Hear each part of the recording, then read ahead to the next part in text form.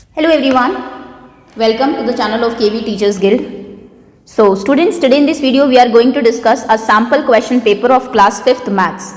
ये paper regional office ने दिया है टीचर्स को कि किस तरीके से बच्चों को पेपर कराने हैं और आपको थोड़ा सा पहले बता भी दिया जाए कि पेपर कैसा आएगा। आप जानते हैं वैसे प्रीवियस ईयर की पेपर मैं आपको दिखा चुकी हूँ, लेकिन वहाँ से आप क्वेश्चन का आइडिया ही ले सकते हैं।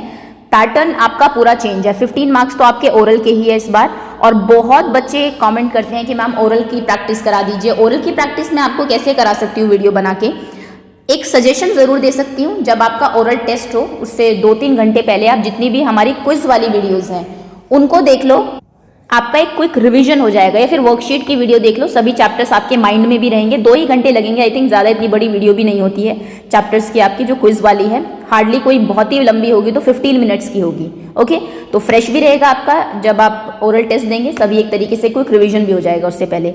बस इतना ही हो सकता है, मैं ओरल की वीडियो मैं नहीं बना सकती हूँ। टीचर कुछ भी आपसे पूछ सकते हैं किसी भी चैप्टर से, और उसमें आपके शॉर्ट क्वेश्चंस भी होंगे। हो सकता है एक लॉन्ग क्वेश्चन भी पूछ ले, क्योंकि 15 मार्क्स की वेटेज अच्छी खासी है। 15 1 मार्कर्स तो वो नहीं पूछेंगे आपसे।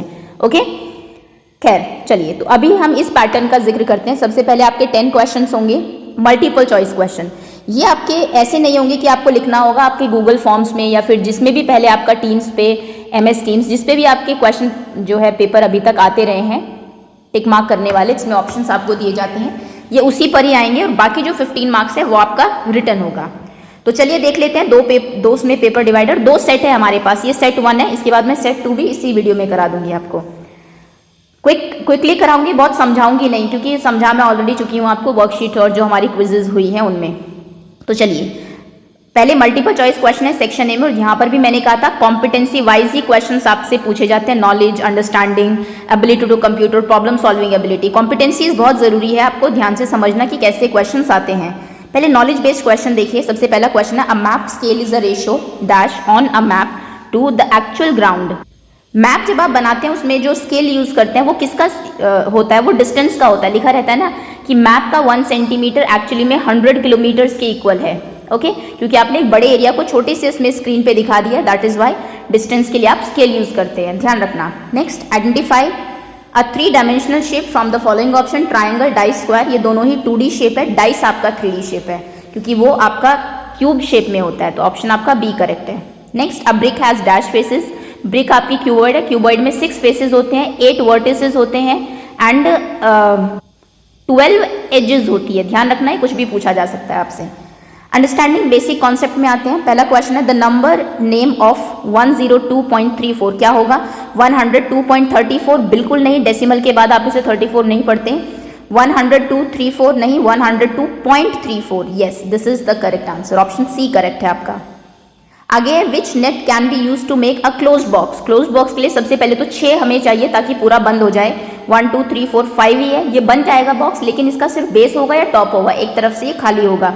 इसमें भी 5 है और ये बॉक्स भी नहीं बनेगा, ओवरलैपिंग हो जाएगी। 2 आपके जो वो है ग्रुप्स, इसमें ये है आपके 6, जिसमें 6 साइड्स हैं, और आप इसको फोल्ड करके एक बॉक्स भी बना सकते हैं। तो इससे बन सकता है आपका एक close box. Rupee 1.4 can be written as 1.4 मतलब 1.4 और 100 उसमें आपके पैसे होते हैं, तो यानी कि 25 पैसे। 25 पैसे को आप कैसे लिखेंगे? रुपीज़ 0.25। ओके, 75 होते हैं 3/4 रुपीज़, 1 रुपये का 3/4 पार्ट। एबिलिटी टू कंप्यूट में देखिए, sum of tens and 10th place. Tens जितने हैं और 10th प्लेस पे जो नंबर है उनका सम बताइए। तो टेंस है इसमें 3 और 10th प्लेस पर नंबर है 4। डेसिमल के पहले 1s, 10s, 100s चलते हैं, पॉइंट के बाद 10th आता है सीधा। इसमें आप बहुत कंफ्यूज रहते हैं, कई बार बच्चे 10th इसको सोचते हैं कि आगे भी 10th पॉइंट के 2 बाद है और पीछे भी 10th पॉइंट के बाद सेकंड नंबर है। ऐसा नहीं होता, डेसिमल के बाद 10th सीधा आ जाता है, क्योंकि 1th कुछ होता ही नहीं है। तो 10th पर 4 है, 10th पर 3 है, देन 3 + 4 = 7। 0.75 को आप कैसे लिखेंगे? 0.75 को आप 75/100 लिख सकते हैं। डेसिमल जब हटता है तो नीचे 1 के पीछे डेसिमल के बाद जितने नंबर है उतनी जीरोज आ जाती है। उसके बाद 25 से कैंसिल कर दीजिए, 3s 4s, यानी कि आप इसको 3/4 लिख सकते हैं। आगे आते हैं प्रॉब्लम सॉल्विंग एबिलिटी में। क्वेश्चन है, if the weight of 5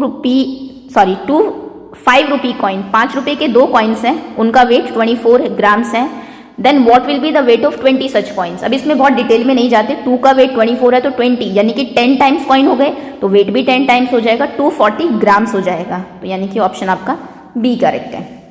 if the volume of cube is 64, the length of this cube is, volume क्या होता है, side into side into side, cube की मैं बात कर रही हूँ 64 है, यानी कि जो साइड है वो खुद से 3 बार मल्टीप्लाई होती है। अब आपको ये देखना है कौन सा वो नंबर है जो खुद से 3 बार मल्टीप्लाई होकर 64 देता है।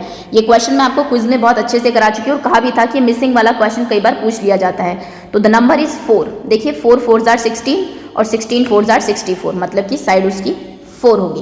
ओके, ये है आपके 10 मल्टीपल चॉइस के क्वेश्चन, सभी चैप्टर्स को कवर करके पूछे जाएंगे, सभी कॉम्पिटेंसी से पूछे जाएंगे। अब आते हैं हम डिस्क्रिप्टिव पे। डिस्क्रिप्टिव में सेक्शन बी है आपका, वीएसए के 1 मार्क है, एसए के 2 मार्क्स है और एलए के 4 मार्क है। ओके, वीएसए देख लेते हैं पहले, लॉन्ग आंसर्स नॉलेज में। Complete the sentence, the region enclosed between the boundaries of a figure. एक कोई भी फिगर है उसकी बाउंड्री के अंदर जो रीजन होता है उसे हम क्या कहते हैं, दैट इज कॉल्ड एरिया। ध्यान रखना, बाउंड्री के अंदर जो एरिया होता है उसको जो रीजन होता है उसे एरिया कहते हैं, लेंथ ऑफ बाउंड्री को पेरीमीटर कहते हैं। Next is right the following decimal in expanded form, तो इसको हम लिखेंगे 14.80, भी लिखना जरूरी है, 86 लिख देंगे तो फिर वो 0.86 ही माना जाएगा, 0 और 6 इस तरीके से लिखेंगे। Next is understanding basic concept का देखिए, वीएसए में पूछा हुआ है right the fraction and decimal of the shaded part. Fraction भी लिखना है, डेसिमल पार्ट भी लिखना है। पहले टोटल पार्ट काउंट करते हैं, 1 2 3 4 5 6 7 8 9 10, 10 टोटल है। शेडेड कितने हैं, 1 2 3, 3/10, ये फ्रैक्शन हो गया। डेसिमल में कैसे लिखेंगे, क्योंकि नीचे 1 के पीछे एक 0 है तो ऊपर एक नंबर छोड़ के डेसिमल लगा दीजिए पीछे से, डेसिमल में हो जाएगा 0.3।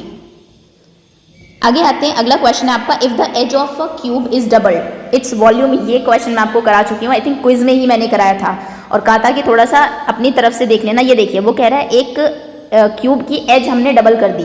मान लीजिए पहले एज 2 2 2 थी, अब एज डबल हो गई है, अब 4 4 4 हो गए, लेंथ भी 4, ब्रेथ भी 4, हाइट भी 4। तो वॉल्यूम बताइए कितना गुना बढ़ेगा। पहले बताइए वॉल्यूम कितना था, 2 × 2 × 2, 2 2s are 4, 4 2s are 8।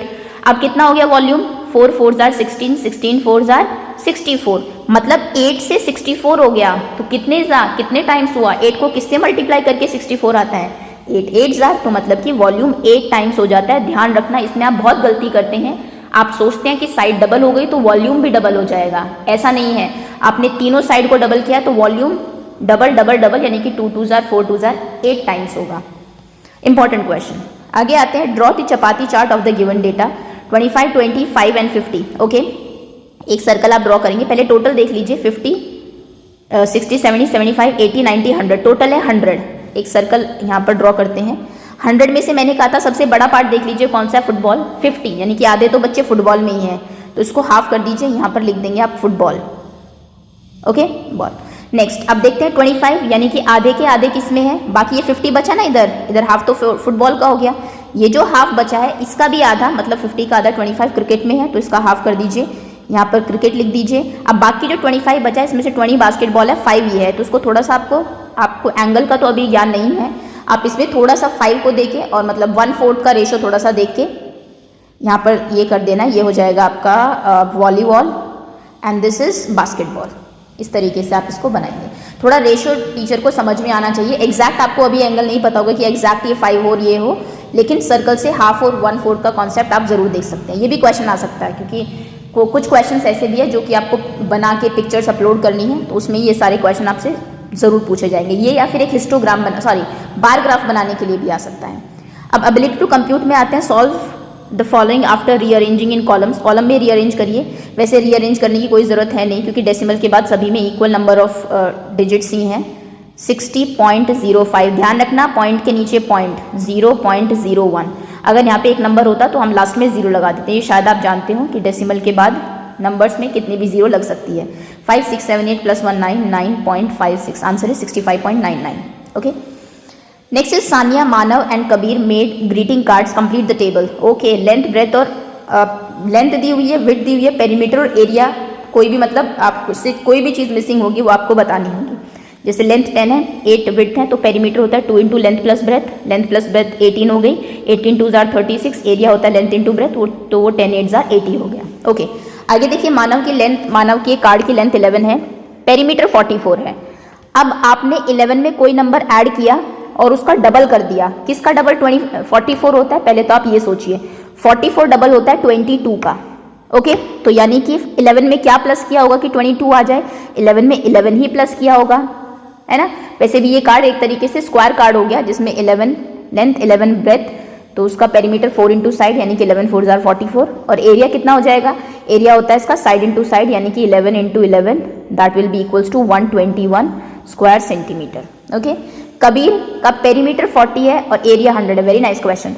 दो ऐसे नंबर्स हैं जिनको मल्टीप्लाई करके तो 100 आ रहा है, जिनको आप मल्टीप्लाई करते हैं और जब उनको 4 टाइम्स ऐड करते हैं यानी कि उनके डबल को डबल करते हैं तो 40 आ रहा है, तो साइड 10 होगी। देखिए 10 का एक स्क्वायर है अगर, तो सभी साइड 10 हो गई तो पेरीमीटर 40 हो गया और एरिया 10 इंटू 10 यानी कि 100 हो गया, तो इसकी लेंथ भी 10 है और ब्रेथ भी 10 है। मतलब मानव और कबीर का जो ये दिया हुआ है आपको, दोनों ही स्क्वायर दोनों ने कार्ड बनाए हैं।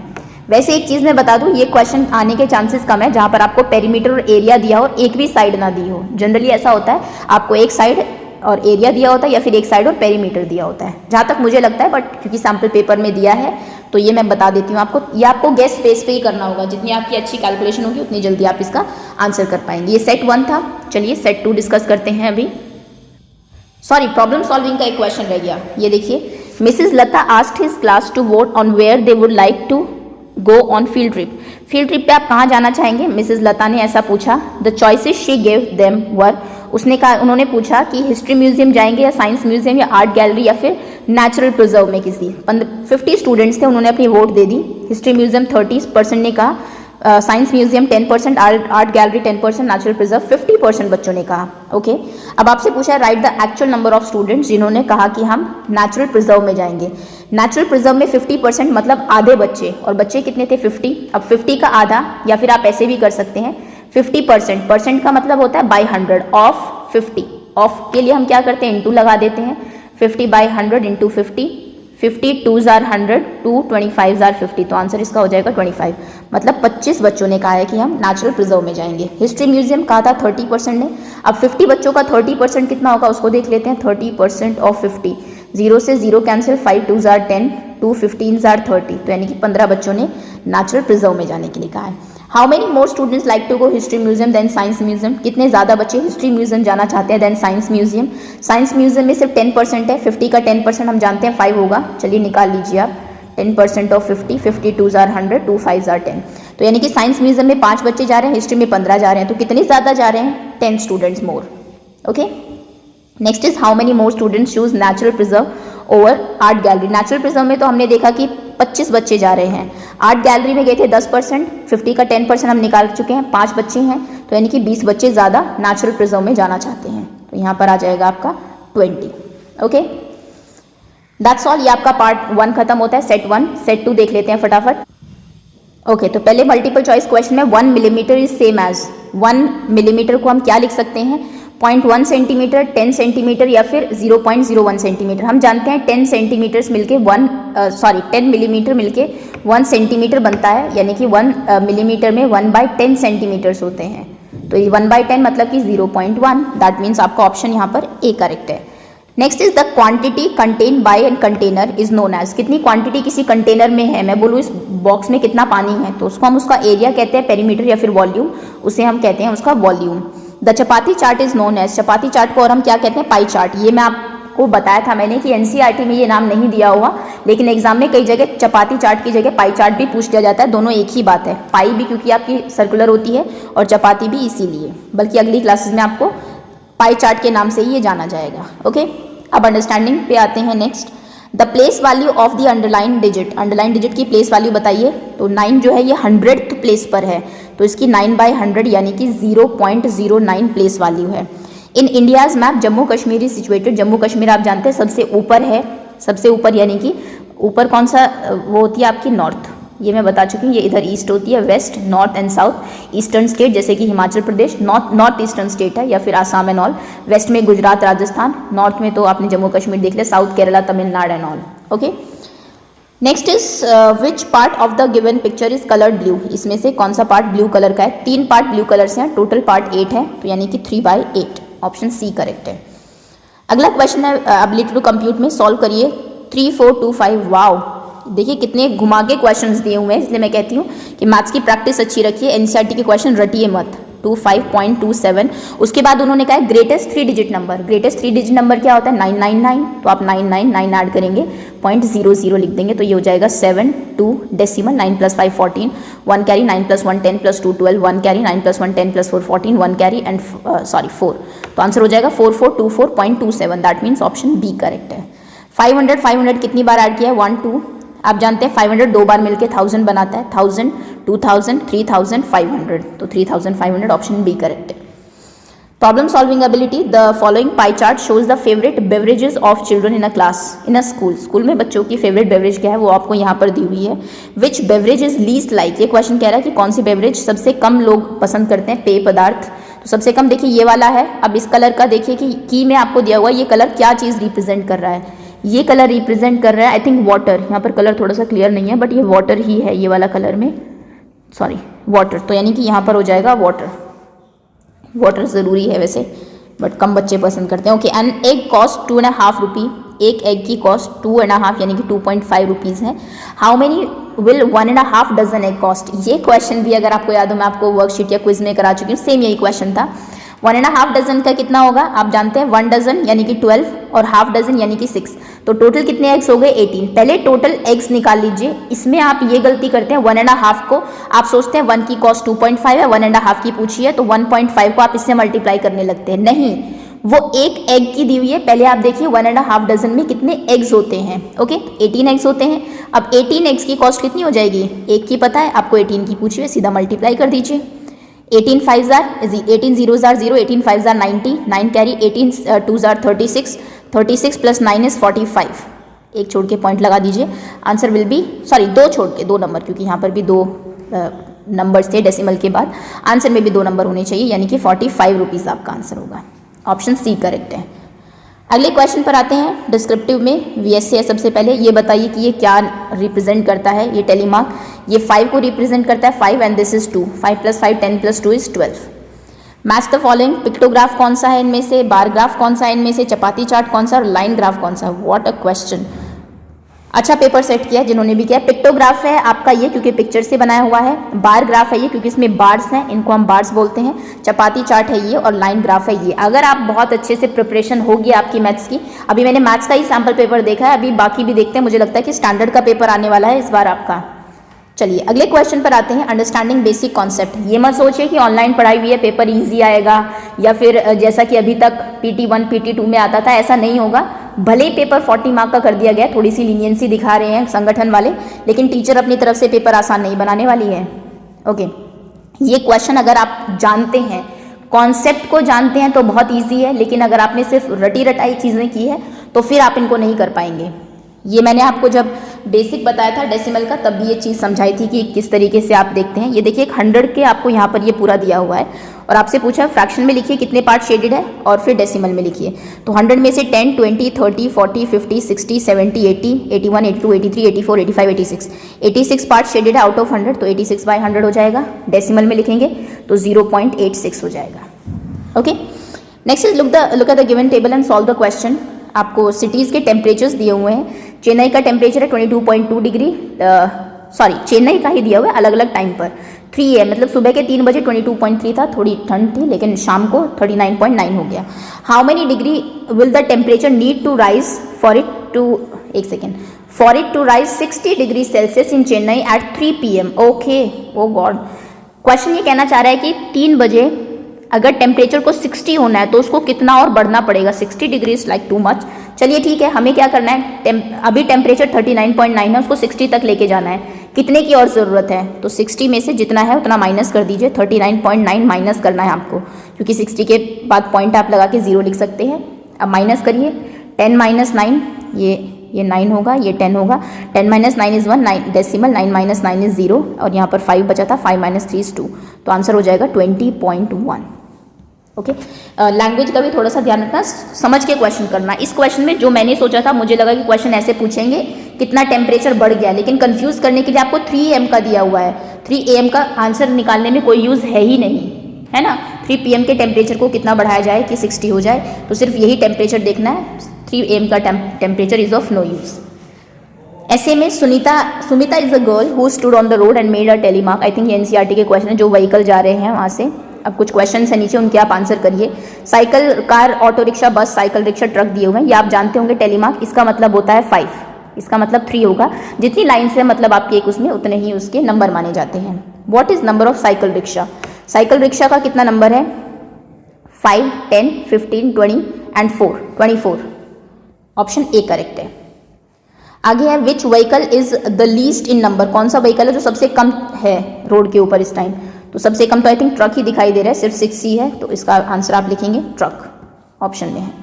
एबिलिटी टू कंप्यूट में solve the following after arranging in column, column भी अरेंज करके सॉल्व करिए। यस, ये क्वेश्चन अच्छा है। 25.86836। बस एक ही ध्यान रखना है डेसिमल में प्लस माइनस करने में कि डेसिमल के नीचे डेसिमल, ये डेसिमल लिखिए, उसके बाद 36 लिखिए, उसके पहले 17 लिखिए, प्लस सॉरी माइनस का साइन लगाइए। अब जहाँ जिसके नीचे या ऊपर नंबर नहीं है वहाँ पर 0 रख दीजिए।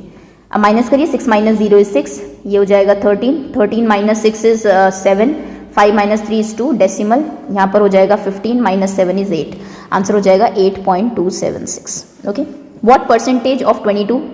What percentage 22 of 44? 22 44 का कितने परसेंट है? 22/44 into 100। 22 2s are 44, 2 50s are, तो 50%। ध्यान रखो जिसकी भी परसेंटेज आपको निकालनी है उसको ऊपर रखते हैं, जिसके साथ कंपेयर करना है उसको नीचे रखते हैं और इंटू 100 कर देते हैं। मान लीजिए मैथ्स में आपके 40 में से 35 मार्क्स आते हैं, आप चाहते हैं अपने मार्क्स निकालना, तो जितने आए हैं ऊपर टोटल नीचे, क्योंकि आप 40 के साथ अपने मार्क्स कंपेयर कर रहे हैं, और इंटू 100 अगर आप कर देंगे तो आपको परसेंट मिल जाएगी यहाँ पर। सिंपल। अगले क्वेश्चन पर आते हैं, find the volume of this given shapes. ये क्वेश्चन भी अगर आपको याद हो लास्ट ईयर क्वेश्चन पेपर में था, दोनों का वॉल्यूम निकाल के और इनका फिर आपसे आई थिंक कंपैरिजन पूछा होता किसका वॉल्यूम ज़्यादा है। वही बात है कि आपने प्रैक्टिस अगर की है अच्छे से तो क्वेश्चन सारे आपको देखे हुए मिलेंगे, लेकिन अगर आप वही है कि एनसीईआरटी के उस पर ही चल रहे हैं, क्वेश्चन उनको सॉल्व कर रहे हैं, तो फिर क्वेश्चंस आपको लगेगा कि मुश्किल पेपर है। इसका वॉल्यूम पूछा है, वॉल्यूम आप जानते हैं length into breadth into height होती है, तो यानी कि 4 × 15 × 8 हो जाएगा। 15 4s are 60 into 8, 8 6s are 48, 0 480 cube centimetre. ये ध्यान रखना, यूनिट जरूर लिखना ध्यान से, उसके बाद फोटो क्लिक करके अपलोड करना। वॉल्यूम ये आपका क्यूब है, क्यूब का वॉल्यूम होता है side into side into side, that mean 6 × 6 × 6, 6 6s are 36, 36 6s are 633, 6 3s are 18, 19 20 21, 216 cube centimetre. Okay, आगे आते हैं प्रॉब्लम सॉल्विंग एबिलिटी में। Group of 5 people is going trekking for 6 days। 5 लोगों का एक ग्रुप ट्रैकिंग के लिए जा रहा है। The list of food each person need for 1 day। एक दिन के लिए जितना खाना उनको चाहिए उन सब ने ले लिया है। ये भी एनसीईआरटी बेस्ड क्वेश्चन है आपका, आई थिंक यस ये लास्ट क्वेश्चन है। और टोटल वेट बताइए फूड का रिक्वायर फॉर 1 day, कितना वो लेके जा रहे हैं, तो यानी कि टोटल आपको ऐड करना है। 150 200 is 350 plus 80 330 plus 50 380 380 plus 60 440 445 and 50 हो जाएगा 495 ग्राम्स। 495 ग्राम्स खाना लेके जाएंगे वो एक दिन के लिए। What is the total weight of food required for 1 day for the whole group. Whole group मतलब कितने लोग थे ग्रुप में? 5 पीपल थे, सॉरी 5 पीपल थे। एक के लिए 495 चाहिए, तो 5 के लिए कितना होगा, इंटू 5 कर दीजिए। 5 5s are 25, 5 9s are 45, 47 2, 5 4s are 20, 22, यानी कि 2275 ग्राम्स, मतलब कि 2 kg 275 grams. 2 kg 275 grams. What is the total weight of food required for 6 days in each person bag? ये कितना था, 495 था, यस 95 ही था। 6 दिनों के लिए एक पर्सन को कितना चाहिएगा, तो 495 एक दिन का था, उसको आप 6 से मल्टीप्लाई कर दीजिए। 6 5s are 33, 6 9s are 654 plus 3 50 5 6 7 4 carry 4 6 are 24 plus 4 is 28, यानी कि 2870 ग्राम्स, यानी कि 2 kg and 870 grams. Next is for 6 days each person will need, ये तो यहाँ पे निकाल ही दिया। What is total weight for 6 days in each person bag, this is equals to 2 kg 870 grams only. Okay, अच्छा राइस कितना चाहिए, नीचे क्वेश्चन इनकम्प्लीट पढ़ा हमने, सॉरी। राइस एंड फ्लावर 6 दिन के लिए आदमी को कितना चाहिएगा, दलिया कितना चाहिए होगा। राइस एंड फ्लावर की जो यहाँ पर आपको दिया हुआ है 200 and 150 is 350, 6 के लिए पूछा है तो 6 से मल्टीप्लाई कर दीजिए। 6 5s are 33, 6 3s are 18, 19 20 21, 2100 grams, यानी कि 2 kg 100 ग्राम्स। ग्राम्स में लास्ट की 3 डिजिट सिर्फ ग्राम होती है, आगे की आपकी 2 kg केजी में चली जाती है 100 ग्राम्स। दलिया बताइए कितना चाहिए होगा, दलिया 50 है 6 दिन के लिए, 5 6 आर 30, 300 ग्राम्स चाहिए होगा बस। सो दैट्स ऑल स्टूडेंट्स, ये था आपका क्वेश्चन पेपर। होपफुली थोड़ा सा आइडिया ज़रूर हुआ होगा आपको। प्रिपरेशन स्टार्ट कर दीजिए, ये पेपर इसलिए ही दिखाया गया है आपको और इसीलिए मैंने सॉल्व किया ताकि आपको पता लगे किस लेवल की प्रिपरेशन आपको चाहिए।